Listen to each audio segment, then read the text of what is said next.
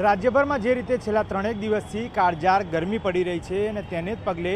અમદાવાદની શહેર પોલીસ જે છે તે રસ્તા ઉપર હોય છે, ક્યાંક ટ્રાફિક પોલીસ હોય તો શહેર પોલીસ જે છે તે પોતાની કામગીરી કરતી હોય છે, ત્યારે કેવા ધોમધકતા તડકામાં તેમની કામગીરી કરવી પડે છે આ બાબતનું રિયાલિટી ચેક કરવા માટે ન્યૂઝ 18ની ટીમ જે છે તે અમદાવાદ શહેરમાં ફરી અલગ અલગ જગ્યાઓ પર ફરી જે દ્રશ્યો આપને જોવા મળી રહ્યા છે તે તથ્ય છે કે છેલ્લા 46 થી 47 ડિગ્રીમાં પણ ટ્રાફિક પોલીસ જે છે તે અલગ અલગ જંકશનો ઉપર ઊભા રહે છે, ત્યાં ટ્રાફિક મેનેજમેન્ટ કરાવે છે, પરંતુ ક્યાંક લોકો જે છે કોર્પોરેશન પણ કહી રહ્યું છે કે આવી ગરમીમાં કોઈ પણ કર્મચારી જે છે તે કામ ન કરે, 12 થી 5 જે છે તે તેમને આરામ આપવામાં આવે, પરંતુ અહીંયા પોતાના પૈસે તેઓ વ્યવસ્થા કરે છે, તે પછી પાણીની વ્યવસ્થા હોય કે પછી ORSની ટ્રાફિક પોલીસ દ્વારા પણ તેમને મદદરૂપ થવામાં આવે છે. તમામ જગ્યા આપ દ્રશ્યો જોઈ શકો છો. અત્યારે હાલ તેઓ કાળઝાળ ગરમીથી ત્રસ્ત હોવાથી 4 રસ્તા ઉપર ઊભા રહી અને સાઈડમાં જઈ અને તેઓ ORS જે છે તે ORS પી રહ્યા છે અને લોકોને પણ ક્યાંક અવર જવર કરતા હોય તેને પીવડાવી રહ્યા છે. આપ જે દ્રશ્યો જોઈ શકો છો તેમાં સ્પષ્ટપણે દેખાય છે કે અહીંયા આગળ 3 અલગ અલગ જગ મૂકવામાં આવ્યા છે, જેમાંથી એક શરબતનો જગ મૂકવામાં આવ્યો છે, જ્યારે અન્ય 2 જગ જે છે તે પાણી માટે મૂકવામાં આવ્યા છે, જેથી કરી ટ્રાફિક મેનેજમેન્ટ કરાવતી પોલીસ જે છે તેમને ક્યાંક હીટવેવ અથવા તો હીટસ્ટ્રોકની અસર ના થાય તે માટેની પૂરતી તકેદારી જે છે તે ઉચ્ચ અધિકારીઓ દ્વારા પણ રાખવામાં આવી રહી છે. એવા અનેક વિસ્તારો છે કે જ્યાં આગળ પોલીસની મદદ માટે અધિકારીઓ જે છે તે આવ્યા છે. આ વખતે ORSથી લઈ તમામ સહાયતાઓ તેમને કરવામાં આવી રહી છે, જેથી કરી તેમને હીટ સ્ટ્રોકનો જે પ્રોબ્લેમ ના નડે. ખુદ ટ્રાફિક ડીસીપી સફીન હસન આપની સાથે છે. સર, ખાસ કરી 47 ડિગ્રી જે છે તાપમાન રાજ્યભરમાં પડી રહ્યું છે, અમદાવાદની પણ ગરમી વધારે છે,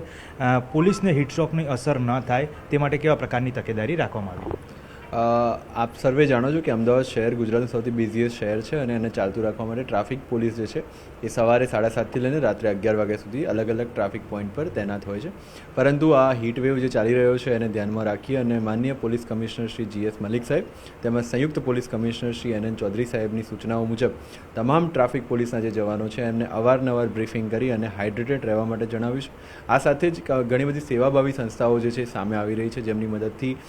તમામ ટ્રાફિક પોઈન્ટ પર આપણે ગ્લુકોન-ડી, ORS અને છાશ જેવા પીણા જે છે આપણે વિતરિત કરતા હોઈએ છીએ, જેથી કરીને એમને હાઇડ્રેટેડ રહેવા મદદરૂપ થાય. આ સિવાય માનનીય DGP સાહેબની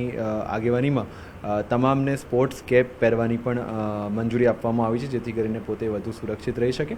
સાથે સાથે અમદાવાદ શહેરના ઓલમોસ્ટ 70% જેટલા જંકશન એવા છે કે જ્યાં બપોરે 1 થી 4માં આપણે સિગ્નલ્સ જે છે એ બ્લિંકર પર મૂક્યા છે, જેથી કરીને વાહન ચાલકો અને ટ્રાફિક પોલીસ બંનેને રાહત રહે. આ સિવાય તમામ ટ્રાફિક પોલીસને ઉનાળામાં પોતાનું ધ્યાન કઈ રીતે રાખવું એ અંગે AMCએ પણ એક સેમિનાર લઈ અને તમામને અવેર કરેલો છે. સર, અન્ય એવા જંકશનો છે કે જ્યાં આગળ સતત ટ્રાફિક રહેતો હોય છે, એવા મોટા જંકશનો જે બંધ નથી કરવામાં, ત્યાં ટ્રાફિક કેવી રીતે મેનેજ કરવામાં, ત્યાં પોલીસ કામગીરી કેવી રીતે? એવા સિગ્નલ્સ કે જે